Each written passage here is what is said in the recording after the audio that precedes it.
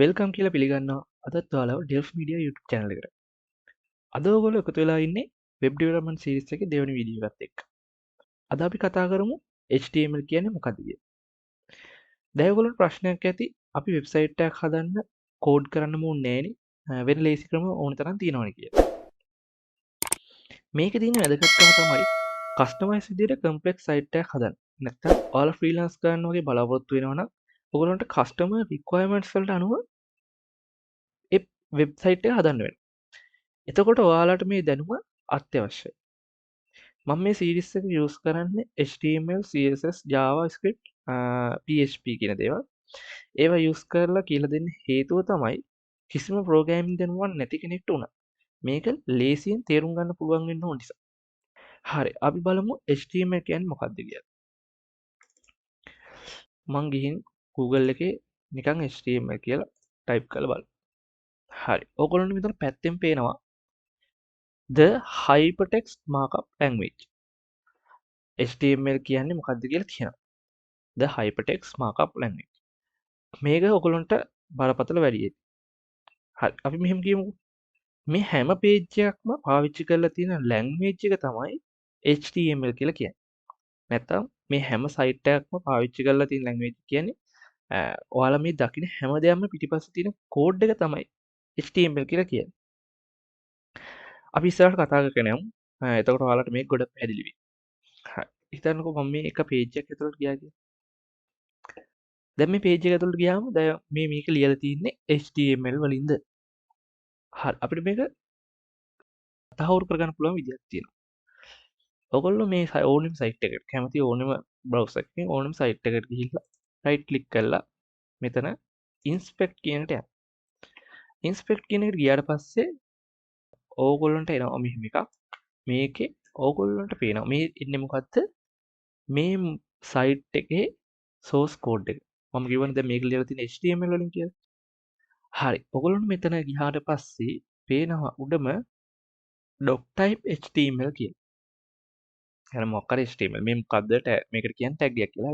ඒ දේවල් අපි ඉස්සරහට කතා කරගෙන යමු. එතකොට මෙතනින් version එක කියන්න පුළුවන් HTML වල use කරලා තියෙන. ඒ හැම දෙයක්ම අපි කතා කරමු. එතකොට ඔයගොල්ලන්ට පේනවා ඇති මේ කෝඩ් එක ලියලා තින්නේ HTML කියන එක. හරිද? එහෙනම් වැඩේ තහවුරුයි. හැම සයිට් එකක්ම ලියලා තින්නේ HTML කියන එකයි. මෙහෙම මේ රයිට් ක්ලික් කරලා ඉන්ස්පෙක්ට් ගියාට පස්සේ මෙතන ඔයාලට source code එක බලන්න පුළුවන්. මේකේ ගොඩක් දේවල් පෙන්නනවා. මම ඒ දේවලුත් ඔයාලට ඉස්සරහට කරගෙන යන ගමන් පැහැදිලි කරන්න. මොකද මේ දේවල් යූස් කරන්නේ ගොඩක් වටිනවා. හරි, දැන් ඔයගොල්ලන්ට පොඩි දල අදහසක් එන්න ඇති HTML කියන්නේ මොකක්ද කියලා. හරි, දැන් අපි බලමු HTML යූස් කරලා මේ දේවල් කරන්නේ කොහොමද කියලා.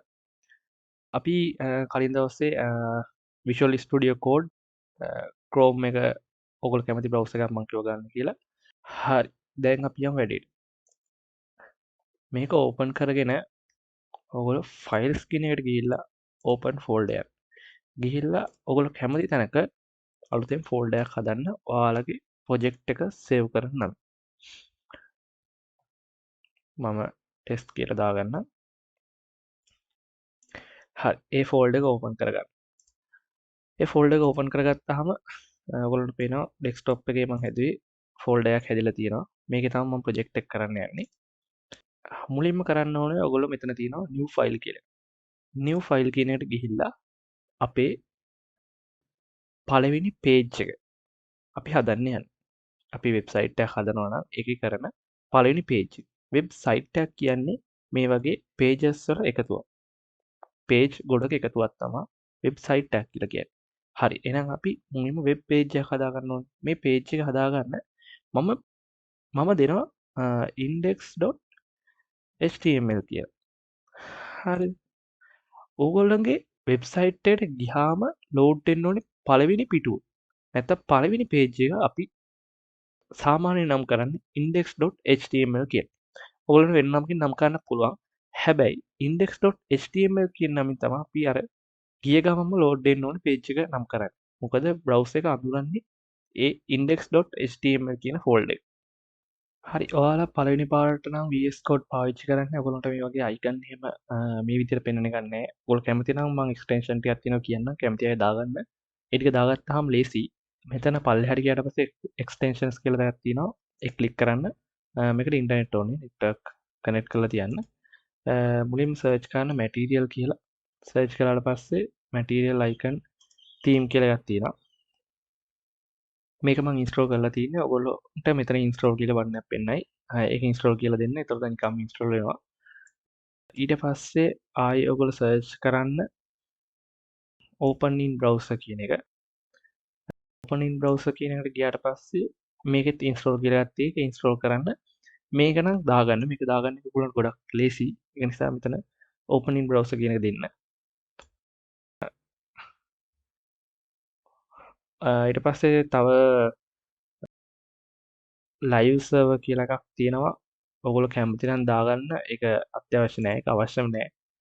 ලයිව් සර්වර් කියන එකක් තියෙනවා. එතකොට ඔයගොල්ලන්ට කෝඩ් එක ගහන ගමන්ම එහා පැත්තේ ලයිව් බ්‍රවුසර් එකේ වෙනස් වෙන විදිහ බලා ගන්න පුළුවන්. ඒක කැමති නම් දාගන්න. ඒක මම ඉස්සරහට කියලා දෙන්නම් කොහොමද බලන්න කියලා. හරි. ඔය ටික දාගත්තාම අපිට හොඳටම ඇති අපේ වැඩේ කරන් යන්න. හරි. අපි දැන් බලමු කොහොමද මේ ෆයිල් එක ඇතුළේ ලියන කෝඩ් එකක් බ්‍රවුසර් එක through බලන්න කියලා. මම ඒක ලියා ගන්නවා මෙතන Delf media කියලා. ඊට පස්සේ ඔයගොල්ලන්ට පේනවා මෙතන සුදු පාට ඩොට් එකක් වැටෙනවා. මේකෙන් කියන්නේ ඔයගොල්ලන්ගේ ෆයිල් එක සේව් කරලා නැහැ කියලා. අපි ෆයිල් එක සේව් කරන්න මෙතන ෆයිල් කියන එකට ගිහිල්ලා මෙතන සේව් කියන ඔප්ෂන් එක දෙනවා. එතකොට ෆයිල් එක සේව් වෙනවා. සුදු පාට බටන් එක නැති වෙනවා. මම ඕගොල්ලන්ට කියන්නේ මෙතන ඔටෝ සේව් කියන ඔප්ෂන් එක දීලා තියන්න. එතකොට අපිට හැමතිස්සෙම කෝඩ් එක කොච්චර වෙනස් කරත් ෆයිල් එක හැමතිස්සෙම ඔටෝ සේව් වෙනවා. හරි. දැන් බලමු මේ කොහොමද බ්‍රවුසර් එක ඕපන් කරගන්න කියලා. මේකට ක්‍රම දෙකක් දැනට ක්‍රම දෙකක් තියෙනවා. පළවෙනි එක තමයි මෙතන ගිහිල්ලා අපි හදාගත්ත ෆෝල්ඩර් එකට යන්න. ඔයගොල්ලෝ ටෙස්ට් කියලා ෆෝල්ඩර් එකක් මම හදාගත්තේ. ඒකේ තියෙනවා අපි මේ හදාගත්ත index.html කියන ඩොකියුමන්ට් එක. ඔයගොල්ලන්ට පේනවා මේක HTML ඩොකියුමන්ට් එකක් විදිහට සේව් වෙලා තියෙන්නේ. මේක ඕපන් කළාම ඔයගොල්ලන්ගේ බ්‍රවුසරේ මේ අපි ලියපු කෝඩ් එක පෙන්වනවා. නැත්තම් මෙතන අපි ලිව්වේ වර්ඩ් එකක්. ඒ වර්ඩ් එක මෙතන පෙන්වනවා. එහෙම නැත්තම් ඔයගොල්ලන්ට මේක ඕපන් කරගන්න ලේසි ක්‍රමයක් තියෙනවා. මම ඔයගොල්ලන්ට කිව්වා එක්ස්ටෙන්ෂන් එකක් දාගන්න කියලා open in browser කියලා.